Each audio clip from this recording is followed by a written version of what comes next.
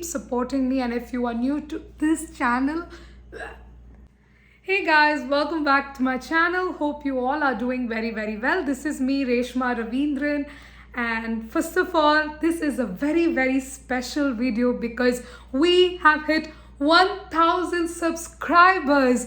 This is a huge win for us, and I would really like to thank all of you guys for supporting me throughout, and continue to support me because that is what motivates me to make more videos. So if you are new to this channel, please do subscribe right away.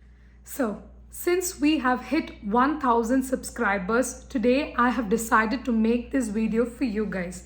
So generally when I make videos, I always try to cover the questions that you guys generally ask me. So I thought, why not make a video with just the questions that you guys have asked me and answer it.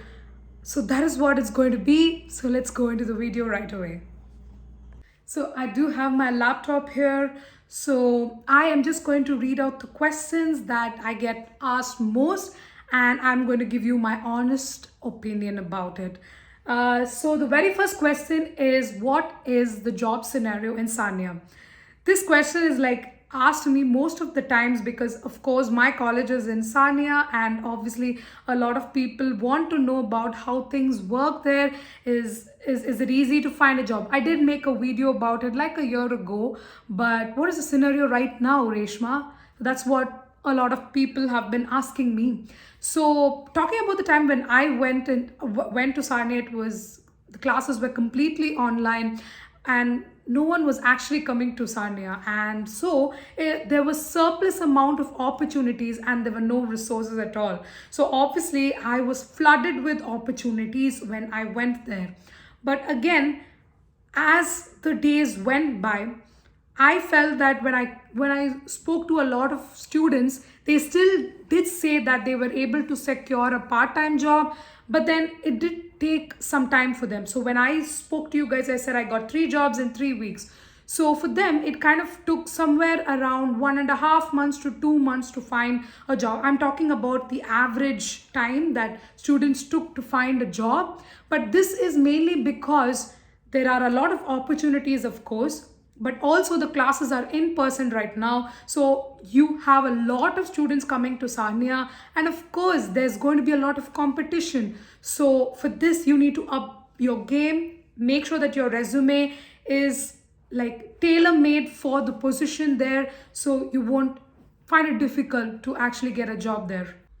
So the final verdict is yes, there are a lot of jobs in Sanya. You just have to take some time to make sure that your resume is well prepared and you're good to go.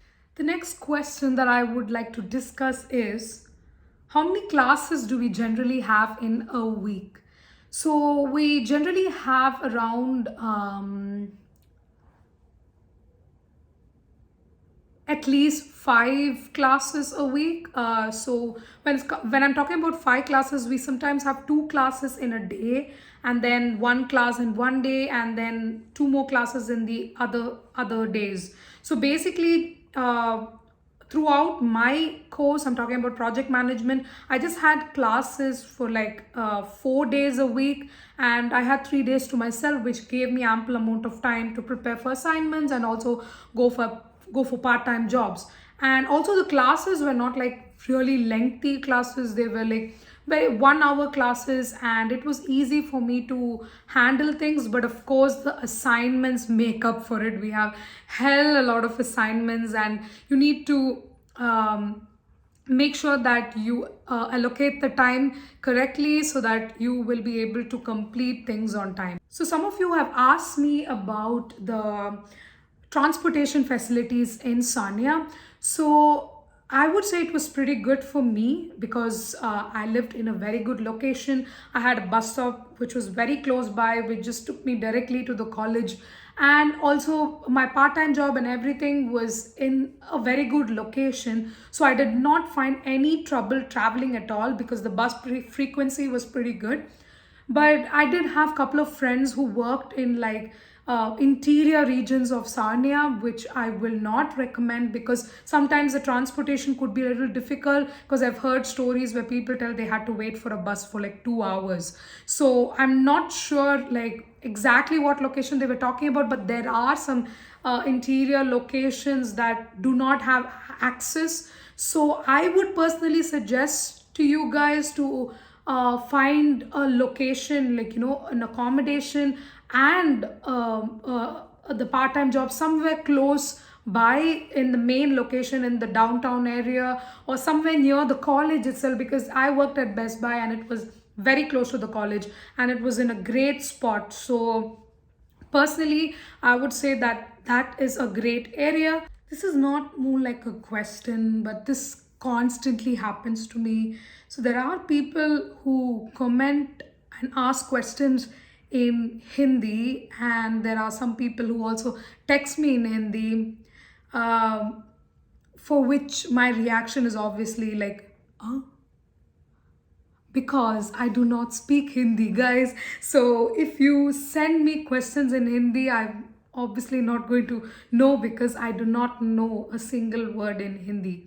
Maybe except for bad words, I guess. Someone has commented, "Hello ji, aap reply nahi karte ji." So I'm guessing it means that I'm not replying because, brother, you're not speaking in English. Can I do a full-time job during summer breaks? Of course, you can do a full-time job during summer break or any 4 months that you have in a stretch. And also right now, the Canadian government has actually lifted the 20-hour rule. So basically, students can work more than 20 hours. So yeah, that is really great. So you don't have that restriction. This is just to manage the labor shortage right now, which is happening in Canada. So you don't have to really worry about it, I guess, until the end of December. But of course, your college will be guiding you throughout this process. They will tell you when is the right time to work, what are the number of hours. Everything will be explained to you during the orientation. And that's, yes, important thing. Do not miss orientation, guys. I know a lot of people do not give importance to that, but orientation is very, very important. That's when they actually brief you about a lot of things in Canada in general, the rules and regulations. It's very, very important. Do not skip it. Do attend it. If they are asking you to finish a couple of modules, do finish it. It's very, very important for you. You're moving to a new country and it's very important to know all this, because even a small mistake can get you into trouble. Someone commented, "Lady, reduce the background music volume." I'm so sorry. I will definitely reduce it. I see the anger in your tone. I will definitely reduce it. So the next common thing is, how did I find an accommodation? At this point, I really have to tell you guys that it was pure luck, because I noticed that so many people who came with me, even during the COVID time, it was difficult to find an accommodation in Sanya, because I don't know, maybe because there aren't a lot of postings online, or maybe we're not able to find it. But I felt that after you come to Sanya, it was kind of easier to find an accommodation. But for me, I was lucky enough to find an accommodation. Even when I was in India, I was able to find an accommodation. But a lot of people constantly ask me, like, how did I find an accommodation? I tell them that I just found it on the Facebook page, and they say that they didn't have any luck with it. Exactly. It's all about the luck. And to be very honest, I did not follow any such strategies to find an accommodation. I just looked like every one of you. I looked through online. I asked people I know. But obviously, Sanya is a place that not a lot of people live. So it could be a little difficult to find out people there and then find an accommodations. Of course, there are fewer Indians and everything. So it's much more easier when you go there, because because it's a place of a lot of residential houses, and generally you find accommodations in houses where they are able to rent the basement or maybe just a room. So it's completely up to you.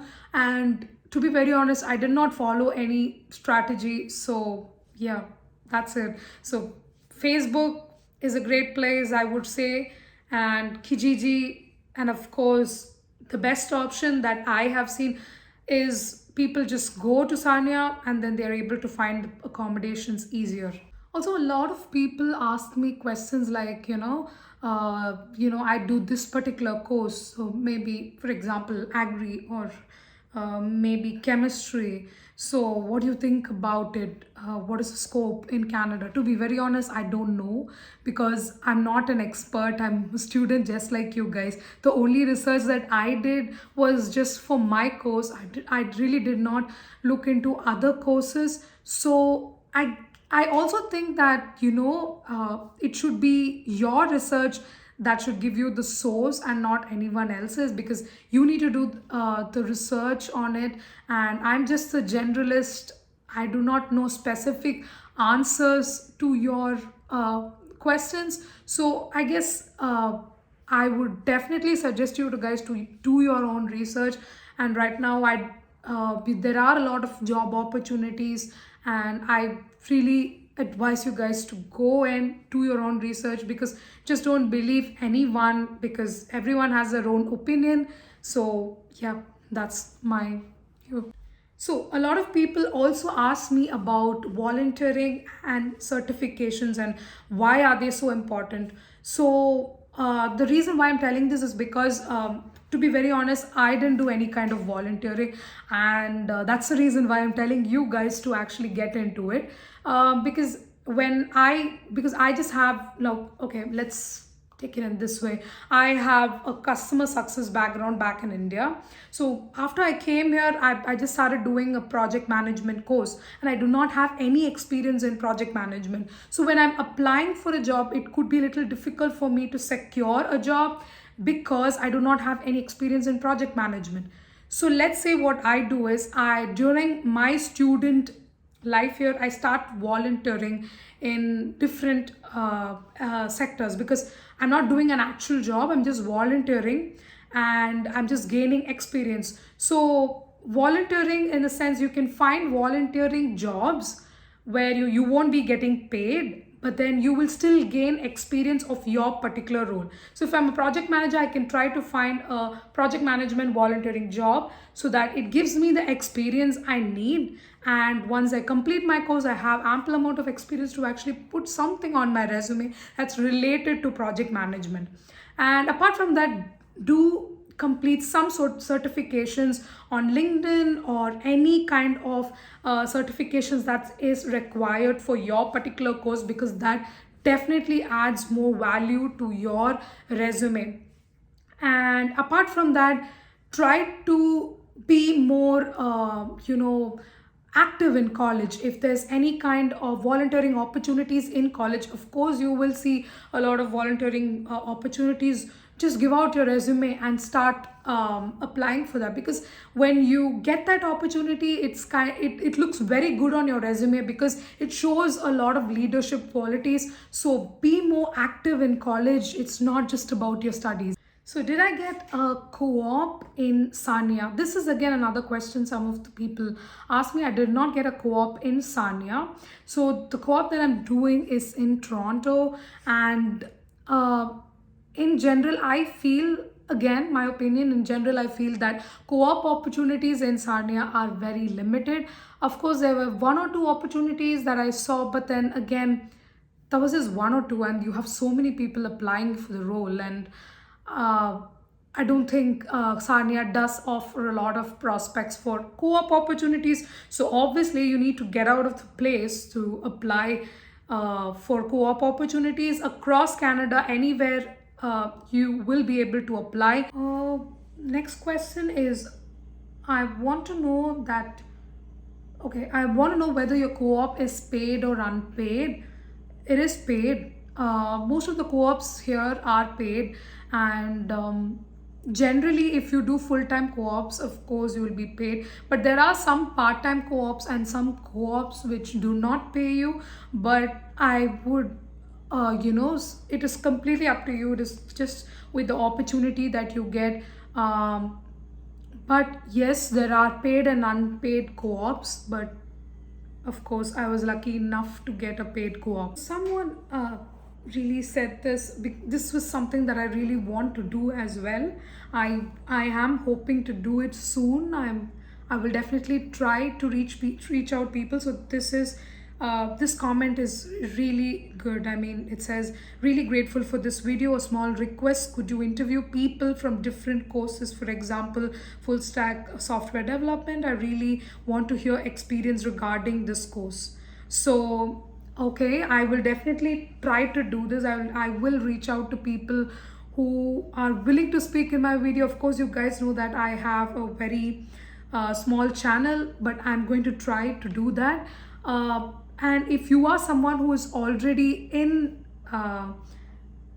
the college, I really wish, I really wish you guys can just reach out to me, and let's do a collab video for this to help out students just like us. Someone asked if we can go to the US for part-time and then come back. I don't think that's possible. If you are just coming to Canada and you just have a Canadian visa, I don't think it's possible. You can go if you are, if you are a US citizen, or if you have a US visa. So I'm guessing you don't have it, so I don't think we can actually go there. So also another question that a lot of people ask me is, where can I find these WhatsApp groups and Facebook groups and stuff?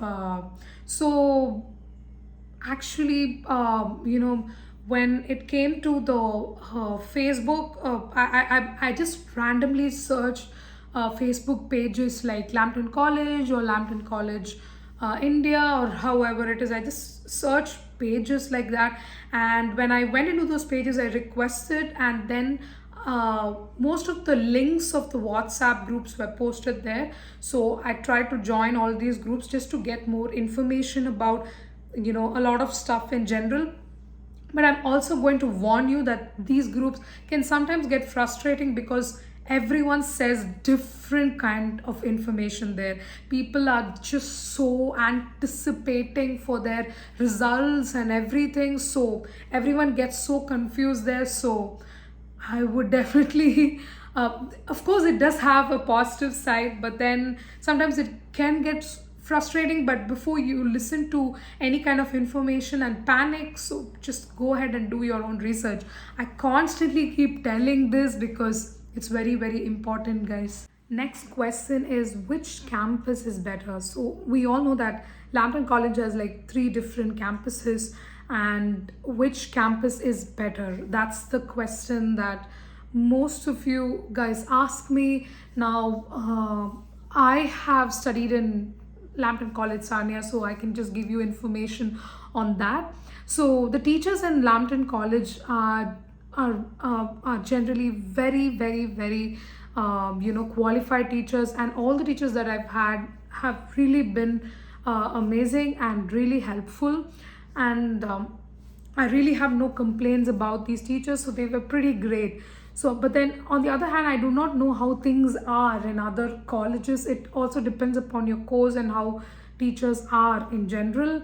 But then so there's it again, I've actually made a video on the advantages and disadvantages of living in Sarnia and not living in Sarnia. But then it all depends upon your preferences. What is your preference? Is living in a cool and fun place, then Toronto's your option. And if you really want an amazing campus, then Sarnia is your option. So I feel that it's completely up to you. From what I hear, that this is completely from what I hear from some students. It could be different in different cases. So I heard that it was kind of difficult to manage classes in Toronto and Mississauga, because they felt that it was kind of cramped. But I completely do not know what is the situation there. But this is what I heard from a couple of students. It could be a little more hectic when you are in the city campus, and it is a bit spaced out in the Sarnia campus. So I do not know how things are exactly, but this is what I heard from the students. And do not just believe Reshma, because Reshma is just giving her opinions, and her opinions from what she heard from students in the college. So again, do your own research. You know, things are way different for each course, because now for project management, I said that I have classes only 3 to 4 days, and another friend would have like 5 days of class. So it completely depends upon your program. So you need to do your research, and that's how you get the right answer. I think I've answered some of the questions that you guys like ask me most of the time, but I might not have answered all the questions that you guys ask me, but I am trying to do that. Maybe we could all have a conversation someday through a live video or something. I do not know. Maybe you guys can suggest me what is the best way we can communicate so that I can answer most of your questions. And thank you so much for watching this video. Do reach out to me with more questions, and I would make similar Q&A sessions where I could answer your questions as well. So thank you so much for watching my video, guys. Please don't forget to subscribe. Bye. Take care.